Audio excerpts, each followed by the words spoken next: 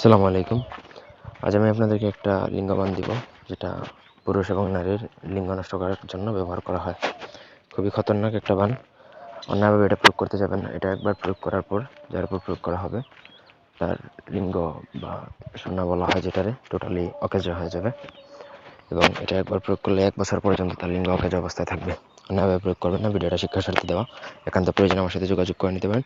ব্যক্তিগত যে কোনো প্রয়োজন বা যে কোনো কাজের জন্য স্ক্রিনে নাম্বারে সরাসরি ফোনে বা হোয়াটসঅ্যাপে যোগাযোগ করে যে কোনো কাজ করাতে পারবেন, দেশে বা দেশের বাইরে থেকে।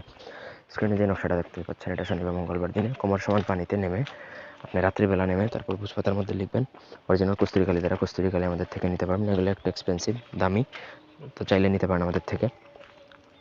তারপর নিচে দেখুন নাম, বাবার নাম, মায়ের নাম, যার জন্য প্রয়োগ করবেন তার নাম, বাবার নাম, মায়ের নাম লিখবেন। লেখার পরে সেই নকশাটা একটা মাদুলিতে ভরবেন। ওই কোমর সমান পানিতেই সম্পূর্ণ কাজ করবেন। মাদুলিতে ভরে আপনাকে সেখান থেকে উঠে এসে যে কোনো পুরাতন কবরে দাফন করে দিয়ে আসতে হবে। পুরো কাজ আপনাকে একা নির্জনে করতে হবে। কারো কোনো সহায়তা বা হেল্প নিতে পারবেন না। কাউকে জানানো যাবে না, বলা যাবে না।